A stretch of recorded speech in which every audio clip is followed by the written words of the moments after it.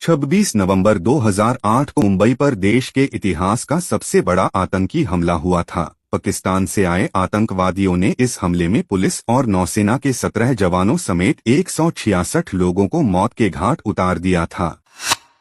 इस आतंकी हमले का सबसे महत्वपूर्ण मास्टरमाइंड पाकिस्तान मूल का अमेरिकी नागरिक डेविड हेडली था। उस हमले के 1.5-2 साल पहले से वो मुंबई में लंबे समय तक रहा था। डेविड हेडली ने ही उन स्थानों का चयन किया था जहां पर हमले हुए थे। उस हमले का पूरा ब्लूप्रिंट हेडली द्वारा की गई रेकी के आधार पर ही तैयार किया गया था। विशेषकर ताज होटल में कुछ दिन ठहरकर उसने अंदर का पूरा नक्शा बनाकर लश्कर-ए-तैयबा को दिया था।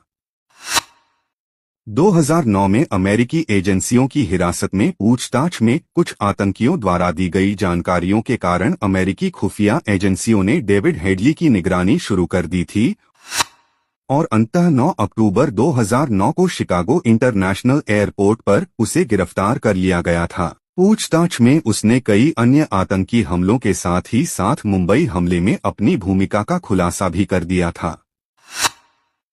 अमेरिकी एजेंसियों के समक्ष डेविड हेडली के उस खुलासे के बाद भारतीय एजेंसियां भी चौंक गई थीं और उन्होंने मुंबई में डेविड हेडली की उपस्थिति के सबूत खोजने शुरू किए थे। उनकी यह खोज बहुत जल्दी एक व्यक्ति पर जाकर रुक गई थी। वह व्यक्ति कोई और नहीं बल्कि फिल्म निर्माता महेश भट्ट का बेटा राहुल भट्ट था। प्रारंभिक जांच में ही साफ हो गया था कि मुंबई में रहने के लिए डेविड हेडली को घर राहुल भट्ट ने ही दिलवाया था। डेविड हेडली को मुंबई के महत्वपूर्ण स्थानों तक लेकर राहुल भट्ट ही गया था। डेविड हेडली को फिल्मी पार्टियों में लेकर राहुल भट्ट ही जाता था। होटलों और क्लबों में डेविड हेडली के साथ राहुल भट्ट शामें गुजारता था। पाकिस्तान में बैठे लश्कर-ए-तैयबा के आतंकी आकाओं से ईमेल के जरिए बात करते रहे डेविड हेडली की ईमेल की जांच से पता चला था कि उन वार्ताओं में कई बार राहुल भट्ट का जिक्र भी हुआ था। उन वार्ताओं से यह भी स्पष्ट हुआ था कि पाकिस्तान में बैठे लश्कर-ए-तैयबा के आतंकी आका भी राहुल भट्ट के नाम से भली भांति परिचित थे। ऐसे सबूत मिलते ही एजेंसियों ने राहुल भट्ट पर शिकंजा कस दिया था। लेकिन यहीं महेश भट्ट का खेल शुरू हुआ था। उसने किसी छोटे मोटे कांग्रेसी नेता के बजाय सीधे देश के प्रधानमंत्री को चिट्ठी लिखकर एक तरीके से धमकाया था कि जांच एजेंसियां जिस तरह मेरे बेटे के साथ बर्ताव कर रही हैं, वह मेरे साथ बहुत बड़ा विश्वासघात है। एजेंसियां मेरे बेटे से संबंधित खबरें जिस तरह लीक कर रही हैं, उसे तत्काल रोका जाए। मित्रों, आपको आश्चर्य होगा यह जानकर कि महेश भट्ट की इस चिट्ठी के जवाब में देश के तत्कालीन प्रधानमंत्री मनमोहन सिंह ने तत्काल जांच एजेंसियों द्वारा राहुल भट्ट से की जा रही पूछताछ की प्रक्रिया में हस्तक्षेप सीधा किया था। तत्कालीन प्रधानमंत्री मनमोहन सिंह के निजी सचिव जयदीप सरकार ने प्रधानमंत्री मनमोहन सिंह की तरफ से बाकायदा चिट्ठी लिखकर महेश भट्ट को सूचित किया था कि गृहमंत्री चिदंबरम को इस मामले का संज्ञान खुद लेने का आदेश दे दिया गया है। इसके बाद राहुल भट्ट एक दिन भी हिरासत में नहीं लिया गया। मीडिया में यह जमकर प्रचारित किया गया कि राहुल भट्ट को जांच एजेंसियों ने नहीं खोजा था, बल्कि उसने स्वयं ही जांच एजेंसियों के पास जाकर उनको डेविड हेडली के बारे में जानकारी दी थी।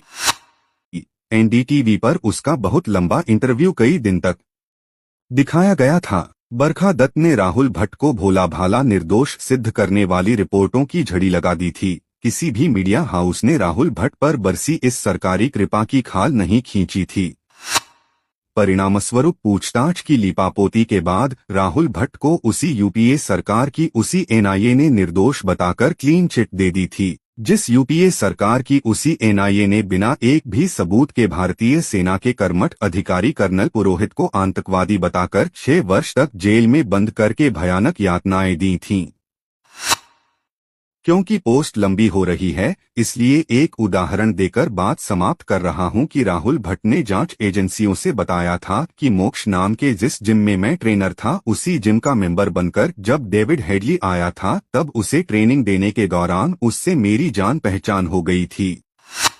लेकिन राहुल भट्ट की यह सफाई सामने आते ही उस मोक्ष जिम की मालिक company Pritish Nandy communication limited के chief operating officer Bobby Ghosh ने 20 नवंबर 2009 को बाकायदा प्रेस कॉन्फ्रेंस करके राहुल भट्ट की सफाई की धज्जियां उड़ा दी थीं।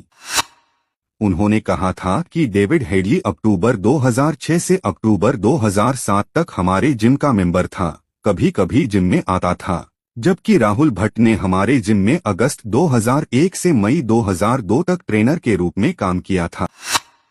इसलिए राहुल भट्ट द्वारा डेविड हेडली को हमारे जिम में ट्रेनिंग देने का कोई सवाल ही पैदा नहीं होता।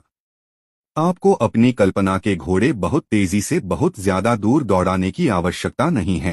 केवल इतना सोचिए कि महेश भट्ट के बेटे राहुल भट्ट की जगह कोई और होता तो उससे कैसे क्या और कितनी पूछताछ होती। आपको यह जानकर और ताज्जुब होगा कि यही महेश भट्ट अक्टूबर 2010 में दिग्विजय सिंह के साथ उस किताब का विमोचन कर रहा था, जिसका नाम था 26/11 आरएसएस की साजिश। हत्या या आत्महत्या की खतरनाक पहेली में उलझी सुशांत सिंह राजपूत की संदेहास्पद मृत्यु से संबंधित गंभीर सवालों के घेरे में घिरी रिया चक्रवर्ती का बम्बैया गॉडफादर महेश भट्ट भी धीरे धीरे उन सवालों के घेरे में आता दिखाई दे रहा था। ऐसा शायद इसलिए हो रहा है क्योंकि देश की सरकार और देश बहुत बदल चुका है।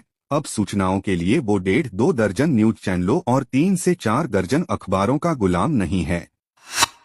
सोशल मीडिया का ब्रह्मास्त्र उसके हाथ में है। 2009 में देश के पास यदि ये ब्रह्मास्त्र होता तो राहुल भट्ट आज मुंबई में ऐशो आराम की जिंदगी गुजारने के बजाय शायद मुंबई की जेल में अपने दिन गिन रहा होता।